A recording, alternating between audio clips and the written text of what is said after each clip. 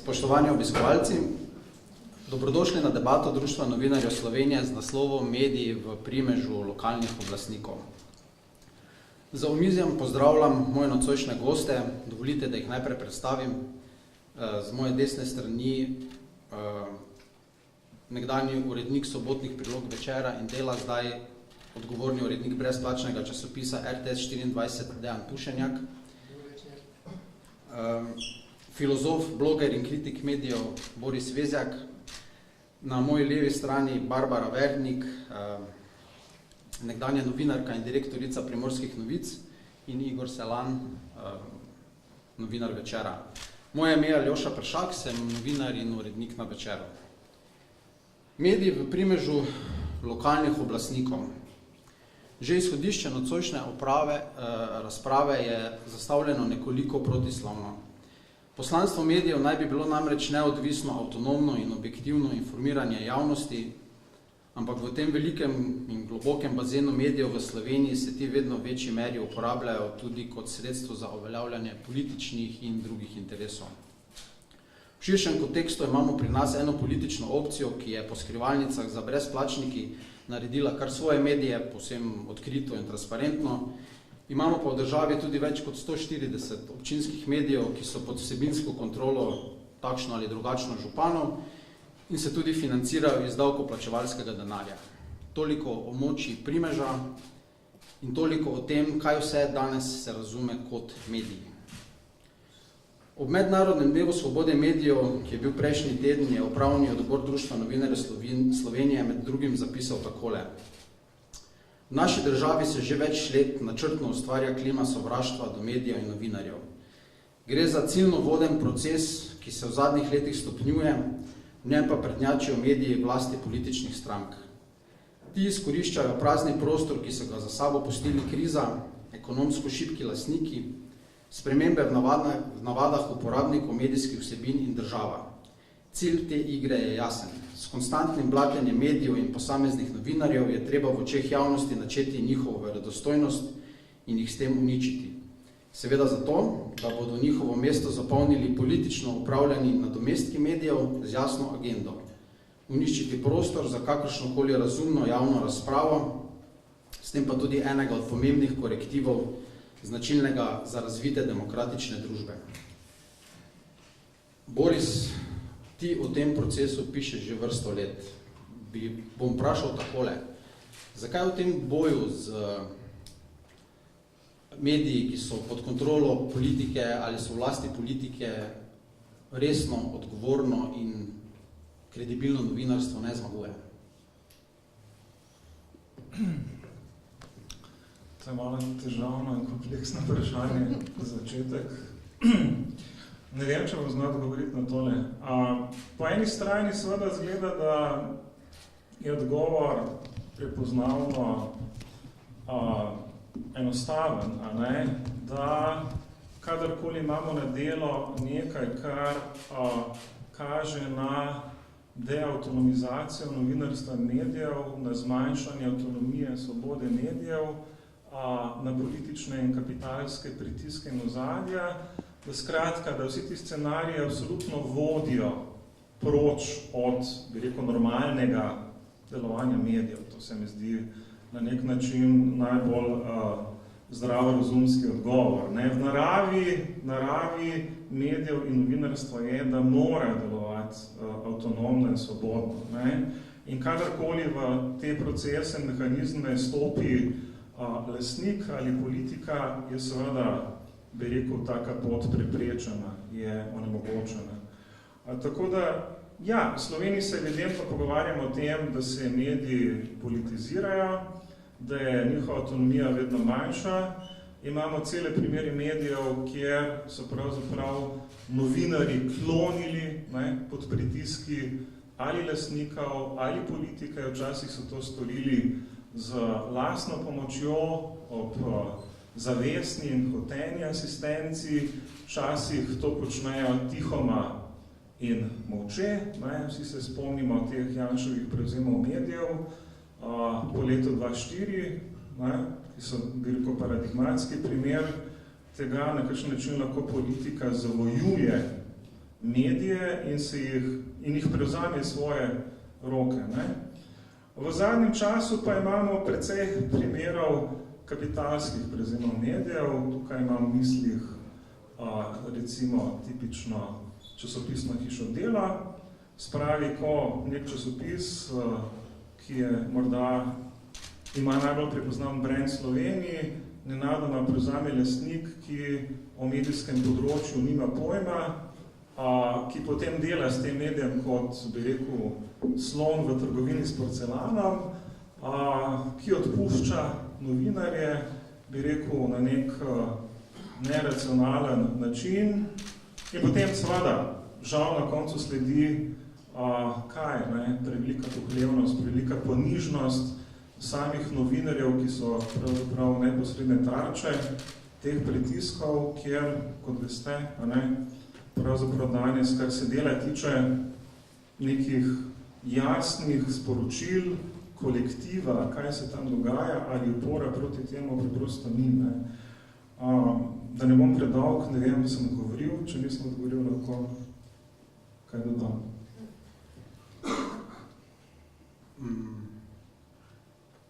Resni, kredibilni mediji torej ne zmagujejo tudi zaradi tega, ker so sami v takšnih ali drugačnih težavah. Ja, v tem je dvoma. Se pravi, oboje se dogaja. Na eni strani, kako bi rekel, apropriacija medijev, ali politična, ali lastniška. Na drugi strani pa seveda zdaj lahko merimo pravilnost odziva samega novinarskega ceha, samega novinarskega kolektiva na to dogajanje. Kot rečeno, ponekod je ta odziv ustrezen, ponekod je popolnoma neustrezen. Seveda, tudi če bi posod bil popolnoma ustrezen, je veliko vprašanje, ali bi to v dovolj veliki meri zaleglo. Se pravi, če sem čisto konkretno, če bi prišlo, pa se pričujem, ker sem zdaj vzel morda pretirano primer Dela, v precep, če bi prišlo do nekega popolnega revolta časopisnih hiši Dela, proti svojim lastnikom, je zdaj veliko vprašanje, ali bi to seveda pripeljalo do želenega rezultata, ki si ga pač ti novinarji želijo. Ampak kot rečeno, to sploh ni situacija. V Delu to ni situacija. Tega revolta, tega upiranja ni.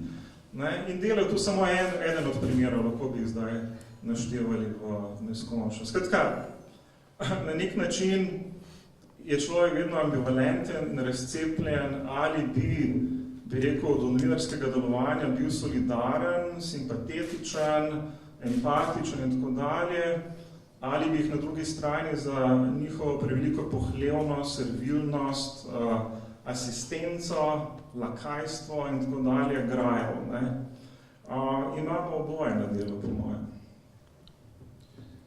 Dejan, zakaj se v prejšnjem sistemu je veljalo, da so mnogi novinarji bili tako imenovani družbeno-politični delavci, nekakšna podaljšana roka oblastnikov? Zakaj se v novem sistemu še vedno o tem pogovarjamo, morda vedno bolj? Torej, jaz sem generacija, ki je začela na pisalnih strojih in v tako imenovanem socialističnem, komunističnem režimu. Torej, dal sem skozi vse režime, vse tehnološke spremembe, spremljal sem spremembe časopisov na Delu, na Večeru. V vseh teh časih se je spremenilo vse, samo dvoje je ostalo absolutno enako. Se pravi, zlato pravilo novinarstva, ki je slabo grajaj, dobro pohvali in ves čas se trudi uvideti razliko. In drugo, kar je ostalo absolutno nespremenjeno, o neodvisnosti se nikoli ne govori z abstraktnim pojmom novinarstva, ampak nosilec neodvisnosti je zmeraj samo eden, novinar. Ko novinarji klonemo, torej kot jaz lahko govorim samo v svojem imenu, torej jaz sem se ves čas trudil, da nisem, ampak samo posamični novinar je nosilec in garant neodvisnosti novinarstva. Abstraktnega pojma neodvisnosti in suverenosti in avtonomnosti novinarstva ni, to ne obstaja. Se pravi, vse je odvisno samo od posameznika, torej ali se bo uklonil, ali bo delal po tem, kar mu narekuje profesija. Samo to. V družbenem političnem sistemu, v kapitalističnem sistemu in v vseh sistemih razen mogoče v severnokorejskem.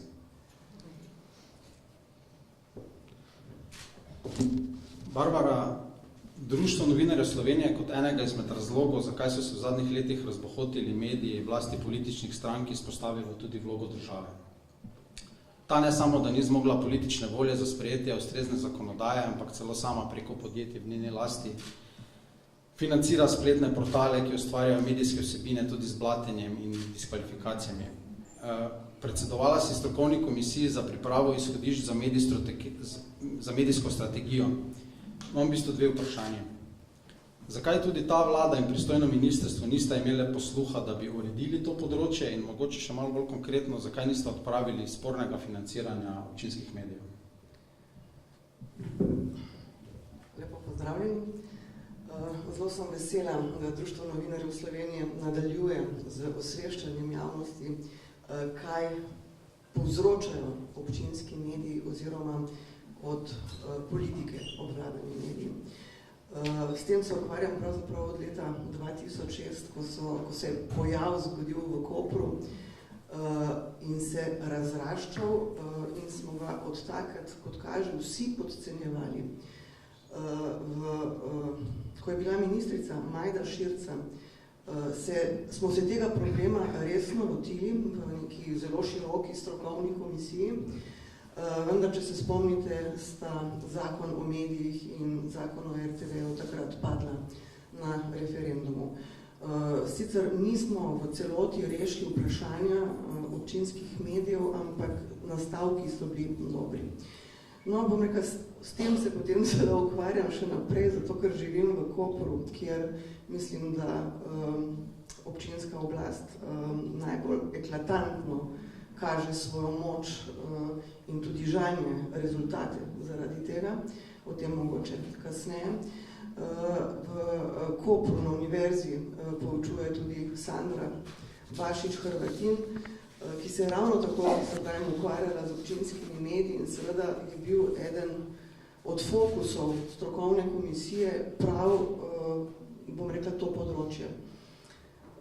Mislim, da smo ga zelo dobro obdelali.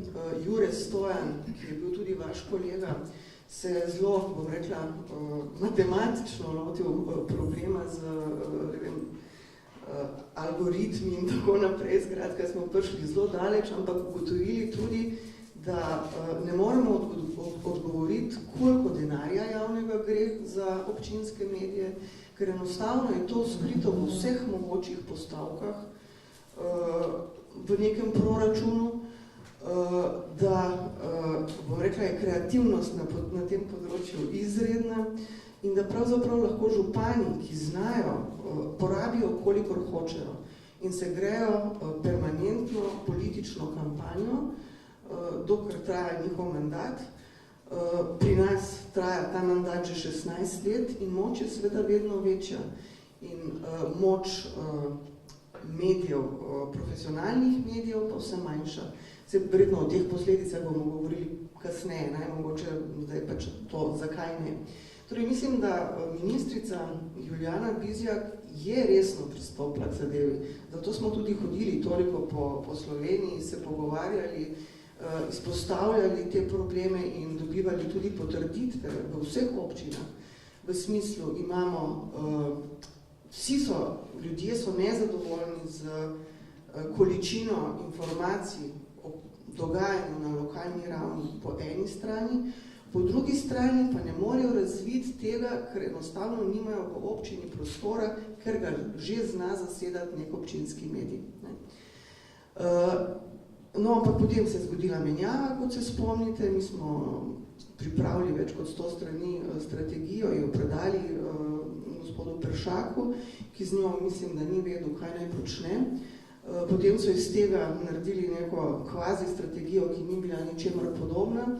Jaz sem bila potem pri njemu dvakrat na razgovoru in mislim, da sploh ni razumel, zakaj govorimo, da občinski mediji niso mediji in zakaj bi morali to enostavno urediti.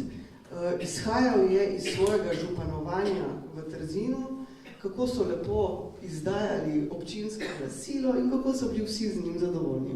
In na tej ravni se je, bom rekla, ta razgovor še večkrat kasneje končal. Vlada, mislim, da ni imela resnega namena, da bi uredila to področje, ker je zahtevno. In tako bom rekla, imamo že od leta 2006 Grimsov zakon in lahko rečem, da, če mogoče zmačkamo to, kar je rekel Boris, ne, da je v bistvu bil mandat 2004-2008 izredno uspešen, ne, v tej nameri o kredibilnosti novinarstva in medijev. Ne. V bistvu je prinesel pojav občinskih medijev, kasneje seveda tudi brezplačnikov, lastninske spremembe. Če danes govorimo o delu, so se seveda 2006 zgodile tudi Primorske novice, ki jih obvlada nemški ladjar, ker kot veste, Splošna plovba ni več slovensko podjetje in tudi ladjar seveda ne pozna založništva. Zadnja informacija je, da bo prodal palačo Tarsija, v kateri biva uredništvo in kolektiv. In to bi lahko verjetno še naštevali. Skratka, bom rekla, ta peticija 571 novinarjev, ne, se ni prav dobro končala. Toliko za zdaj. Igor, kaj pa po tvojem mnenju na medijskem trgu povzročajo takšni hibridi med politično propagando in novicami? Zakaj občinski mediji niso mediji, kot je rekla Barbara? Ja, prav gotovo ne izvajajo funkcije, ki je medijem imanentna, torej izobraževati in informirati, ampak jih najdemo v vlogi orodja v bistvu trenutnih oblasti. Ne. Njihov potencial kritičnosti do oblasti in njihovega izvajanja v javno dobro je zreduciran na nek tak minimum, ki je potreben zgolj v bistvu za to, da se ustvarja vtis njihove neodvisnosti. Ne. Mediji, ki do oblasti niso kritični, pa enostavno ne izvajajo osnovnega poslanstva medijev, ne presojajo kritično delo oblasti in informacija, ki vemo, da v bistvu ustvarja podobo sveta, ki jo pošiljajo v javnosti, skrivljajo. Torej, tudi javnost dobi skrivljene informacije in si na ta način v bistvu lahko tudi ustvari izkrivljeno mnenje. Ne. Dodaten problem pa je, če se ti mediji ne ustavijo v bistvu pri delovanju kot orodje oblasti, ampak v bistvu kritizirajo druge medije, ki svoje delo opravljajo v bistvu kritično in v skladu z novinarskimi standardi, ali pa celo v bistvu pride na osebne napade na posamezne novinarje, urednike, zato da jih osebno diskreditirajo. Ne. Ampak to je že problem, o katerem bomo verjetno govorili kaj več kasneje. Ja, gremo kar v bistvu na konkretne primere. Barbara, najprej bi te prosil, v bistvu, če lahko predstaviš primer iz Kopra. V Mariboru je ta najbrž nekoliko slabše poznan. V večerovem dosjeju o občinskih torbilih si zapisala naslednje. Da sta tiskano glasilo mestne občine Koper, to zdaj bodo tudi... Prosim, če mi vrnete potem. Lahko pogledate. In spletni portal e-Koper sta namenjena poveličevanju župana Borisa Popoviča, permanentni volilni ali kakšni drugi politični kampanji v njegovem interesu in blatenju, diskreditiranju ter spodbujanju nestrpnosti do drugače mislečih, opozicije, vlade, ustavnega sodišča, sodnikov, tožilcev, kriminalistov, novinarjev in medijev. In tako je že 12 let. Izračunala si, da je v teh letih za ta namen šlo vsaj 3 milijone evrov davkoplačevalskega denarja. Ko sem prebral ta prispevek, samo ena misel je šla skozi mene. Kako je to možno? Zato, ker ima, bom rekla, škarje in platno v rokah. Se pravi, jaz se 12 let s tem ukvarjam, pisala sem ne vem kolikim ministrstvom, pa ne sama s kolegi, računskemu sodišču, društvu Integriteta. Skratka, potem skupaj z Društvom novinarjev Slovenije smo lani pisali Ministrstvo za javno upravo, Ministrstvo za kulturo, Ministrstvo za finance in tako naprej in tako naprej. Njihovi odgovori so, mislim, bolečina. To je ena taka latovščina, ki samo pokaže, da nočejo narediti enostavno nič.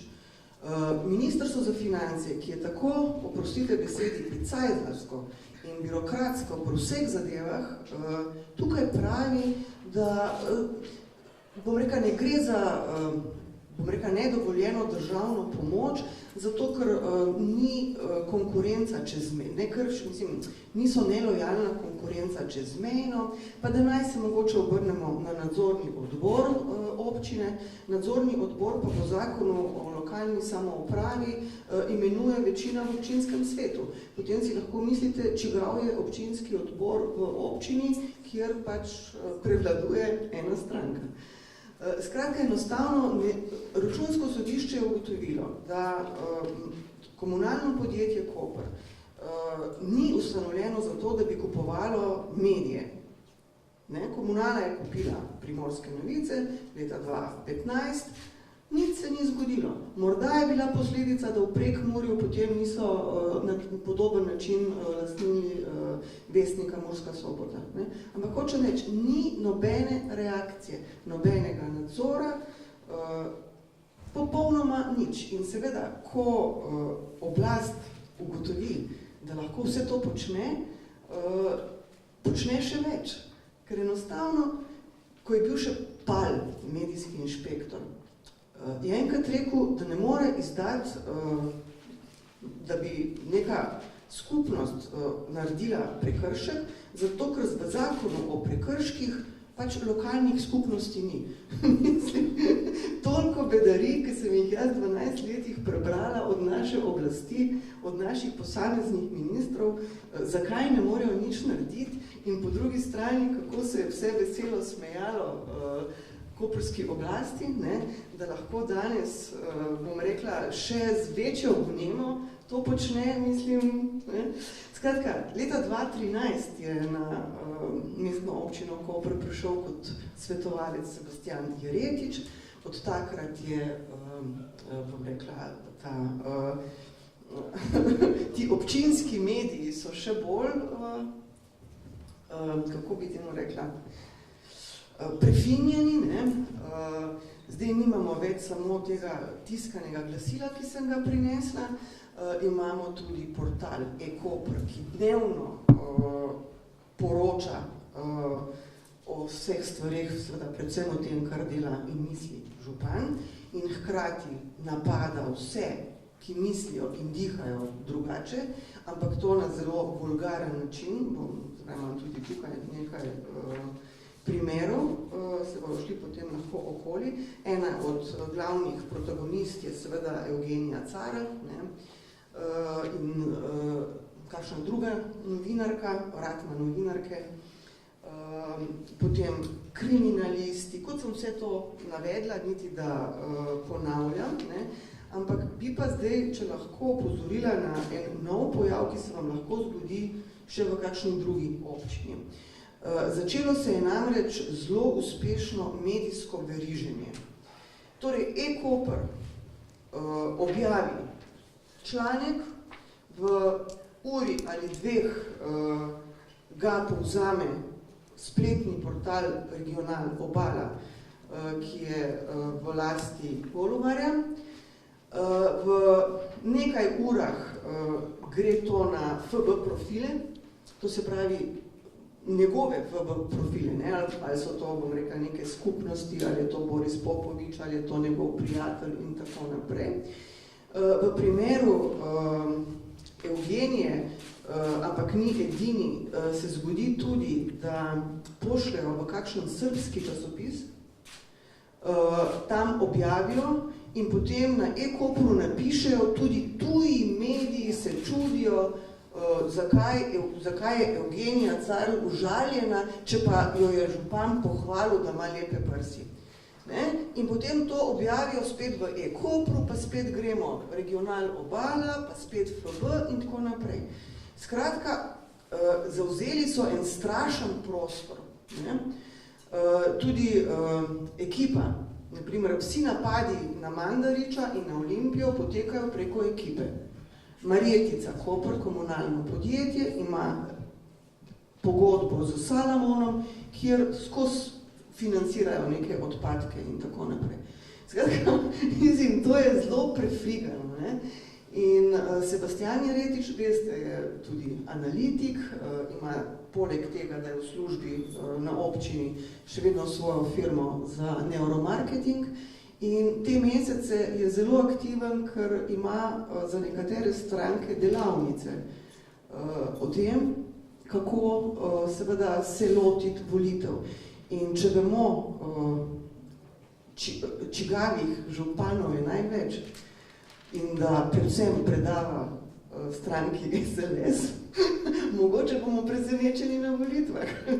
To se zdaj malo šalim, ampak tako to zgleda, mislim, problem je podcenjen, zato ker je kot ena rak rana. Ne gre samo za Koper, kjer je zdaj 52,000 prebivalcev, cela obala je, to se pravi, gre že za 100,000 ljudi, ne, ki se jim spreminja pogled, ne, ker ne vejo več, kaj je res, kaj ni res, kaj je medij, kaj ni medij, kdo je novinar, zakaj dobim vse zastonj, pa bi mogel plačati Primorske novice. Vse pa ni nič noter, tukaj pa dosti več, glej, kako se nasmejem, kako uživam in tako naprej. Skratka, in tudi varuhinja človekovih pravic je že ugotavljala svoje. Ga ni organa, ki se s tem ne bi ukvarjal. Ne? Torej, želimo to, ker nam je fajn, oziroma oblast je fajn. In jaz bi sam zaključila, ne, če naj bi bili mediji psi čuvaji, ne, smo s takim načinom v bistvu naredili lokalne politike za pse čuvaje javnosti in profesionalnih medijev. Oni bdijo nad javnostjo in medijo. Tako je pri nas. Kakšen pa je bil odziv novinarjev, oziroma kaj lahko novinarji, uredniki v takšni situaciji sploh lahko, kaj lahko naredijo? No, jaz mislim, da je zgovorno, ne, da se na E-Kopru pojavlja samo Evgenija Carl in noben drug novinar. Verjetno sem s tem vse povedala. Igor, oktobra lani je na pogorišču RTS-a v Mariboru se pojavila televizija RTS 24, januarja letos še brezplačnih z istim imenom. Zakaj v tem primeru ne moremo govoriti o klasičnem komercialnem projektu?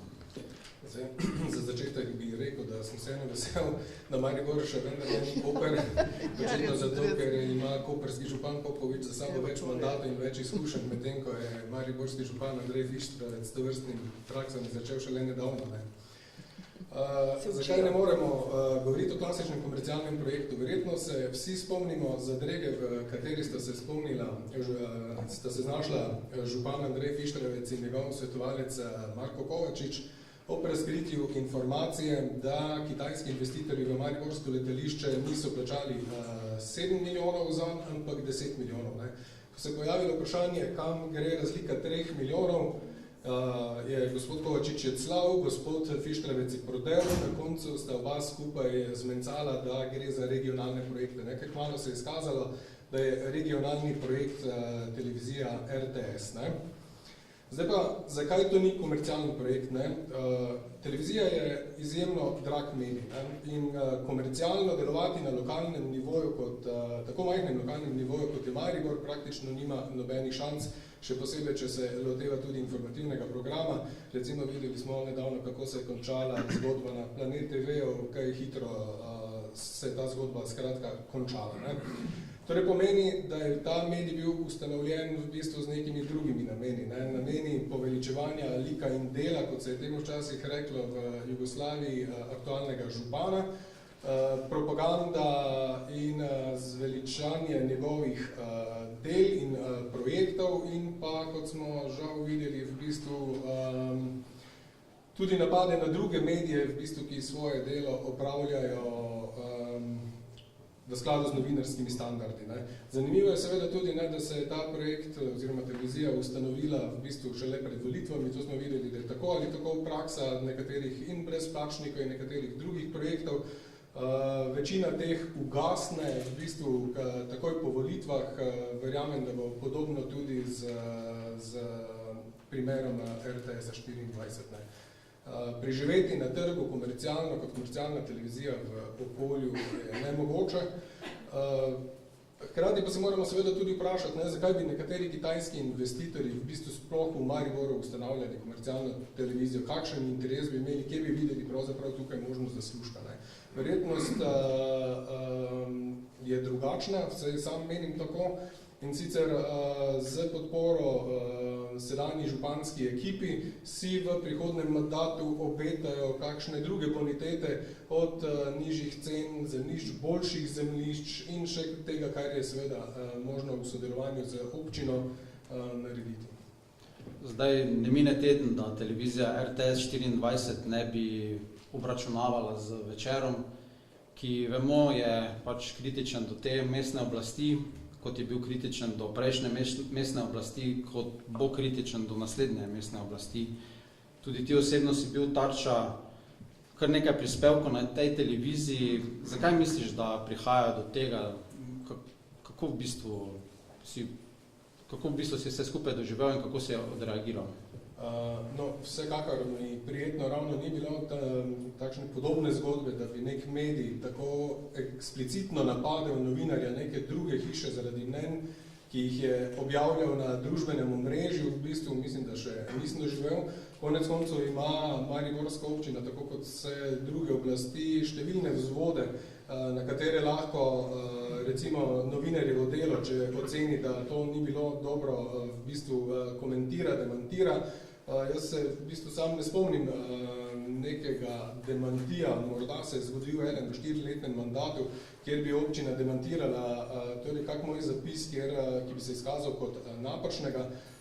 Zato se je pač treba lotiti kredibilnosti nekega novinarja skozi diskreditacijo in na vse neke druge načine. In to RTS, vse, kar se televizije tiče, v zadnjem času počne pogosto. V bistvu na mojem primeru je to bilo pač na primeru fizične osebe, enega samega novinarja, načeloma pa zdaj vidimo, da tako ali tako začenjajo vojno z Večerom na več frontah in z različnimi interesi.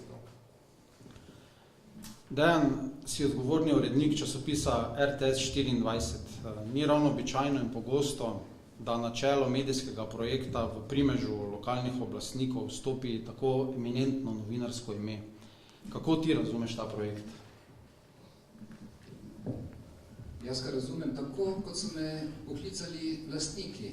Torej, ko so me poklicali, so rekli, da je njihova ambicija delati mestni urbani časopis in to se je meni zdela fenomenalno dobra priložnost in to počnemo. Kdo te je poklical? Tu moram uporabiti citat mojega profesorja Mladena Dolarja, ko ga je Borut Mekina nekoč vprašal na enem intervjuju, kakšen avto pa vi vozite, in rekel, to se vas pa nič ne tiče. Pa ne zato, ker ne bi hotel povedati, ampak zato, ker se raven debate nenadoma spusti. Veš, mislim, kaj boš ti, kakšno interpretacijo boš izpeljal iz podatka, če ti povem, kdo me je poklical? Odvisno od odgovora. Ok, Daniel je bil trenutno direktor televizije RTS 24, če sem tam. Daniel Grup, ok. Kaj ti pove to dejstvo? Kakšno interpretacijo? Čemu je bilo namenjeno tvoje vprašanje? Zanima me v bistvu, ključne usmeritve medijev določajo lastniki in ti so v primeru RTS 24 po zapletenih lastniških povezavah pridemo do kitajskih lastnikov, do podjetja Vila 1 in me pač je zanimalo, kakšne so usmeritve lastnika tega medija, ali je tvoja naloga tudi, da županu Fištravcu pomagate k ponovni izvolitvi? Ne vem. Do zdaj mi še tega niso rekli.